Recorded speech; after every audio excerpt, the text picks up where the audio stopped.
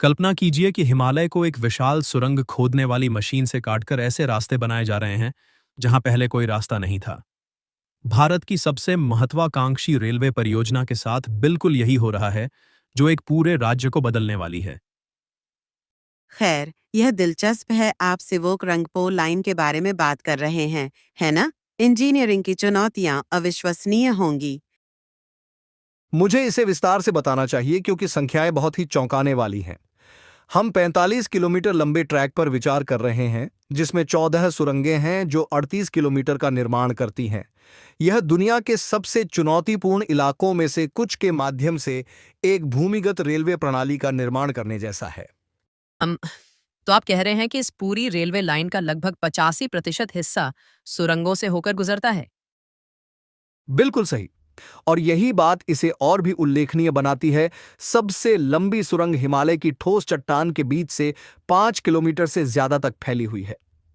वे इन विशेष boring मशीनों का उपयोग कर रहे हैं, जिनमें से प्रत्येक की कीमत $20 मिलियन से ज्यादा है, जिन्हें विशेष रूप से इन अनोखी भूगर्भीय स्थितियों के लिए डिजाइन किया गया है।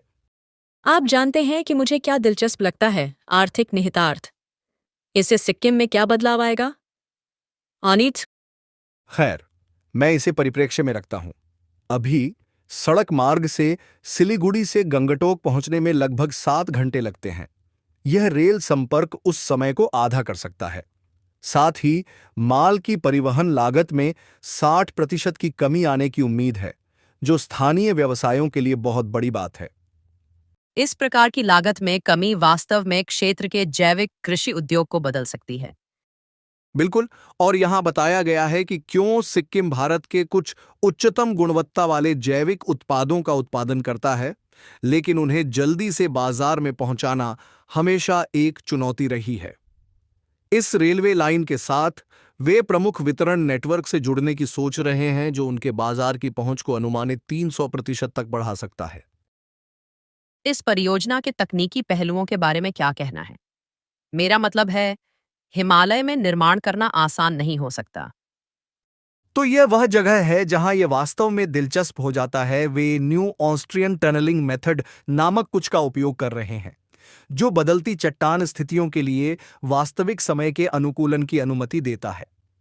उन्होंने भूकंपीय निगरानी प्रणाली भी स्थापित की है, जो रिक्टर पैमाने पर 0.1 जितनी छोटी भूगर्भीय बदलावों का पता लगा सकती है। और यहां एक और दिलचस्प बात है, वे एक एआई संचालित निगरानी प्रणाली लागू कर रहे हैं, जो संभावित संरचनात्मक मुद्दों का पूर्वानुमान समस्या बनने से पहले ही लगा सकती है।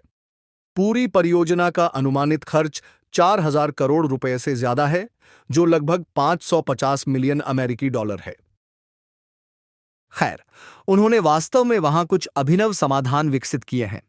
वे ग्रीन टनलिंग तकनीक का उपयोग कर रहे हैं, जो पारंपरिक तरीकों की तुलना में कार्बन उत्सर्जन को 40% तक कम करता है। साथ ही उन्होंने मार्ग के साथ कई हाथी गलियारों की पहचान की है और उन्हें संरक्षित किया है। प्रौद्योगिकी की बात करें तो वे पर्यावरणीय प्रभाव से कैसे निपट रहे हैं? Standpoint. What's even more interesting? They're recycling. स्थिरता के दृष्टिकोण से स्थिरता के दृष्टिकोण से यह काफी प्रभावशाली है। क्या आप जानते हैं कि इससे भी ज्यादा दिलचस्प क्या है? वे क्षेत्र में अन्य निर्माण उद्देश्यों के लिए उत्खनन की गई सामग्री का लगभग 80% पुनर्चक्रण कर रहे हैं। और यह भी जान लीजिए, वे सिग्नलिंग सिस्टम को बिजली देने के लिए कुछ हिस्सों में सौर पैनल लगा रहे हैं। एक बार यह कार्य पूरा हो जाने पर वे इसका संचालन किस प्रकार करने की योजना बना रहे हैं? तो यहां भविष्य की तकनीक आती है। वे एक स्वचालित ट्रेन नियंत्रण प्रणाली लागू कर रहे हैं, जो चरम मौसम की स्थिति को संभाल सकती है। उन्होंने चिकित्सा सुविधाओं से लैस विशेष बचाव ट्रेनें भी तैयार की हैं, जो 30 मिनट के भीतर सुरंगों में किसी भी बिंदु तक पहुंच सकती हैं। इस तरह की योजना वास्तव में इस परियोजना के पैमाने को दर्शाती है। और 2024 की ओर देखते हुए, जब वे इसे पूरा करने की उम्मीद कर रहे हैं, हम सिर्फ रेलवे लाइन की बात नहीं कर रहे हैं। यह परियोजना इस बात का एक केस स्टडी बनने जा रही है कि कैसे बुनियादी ढांचा दूर दराज के क्षेत्रों को बदल सकता है। पहले दशक में अनुमानित आर्थिक प्रभाव लगभग 1.2 अरब डॉलर होने का अनुमान है। ऐसा लगता है कि यह चुनौतीपूर्ण क्षेत्रों में बुनियादी ढांचा परियोजनाओं के लिए सचमुच खेल को बदल सकता है। यह सही है और यहाँ मेरा अंतिम विचार है, जब पहली ट्रेन रांगपो स्टेशन पर आएगी तो यह सिर्फ एक निर्माण परियोजना के अंत का संकेत नहीं होगा। यह हिमालयी कनेक्टिविटी में एक नया अध्याय खोलेगा। यह दिखाएगा कि कैसे आधुनिक इंजीनियरिंग समुदायों को जोड़ने के लिए सचमुच पहाड़ों को हिला सकते हैं।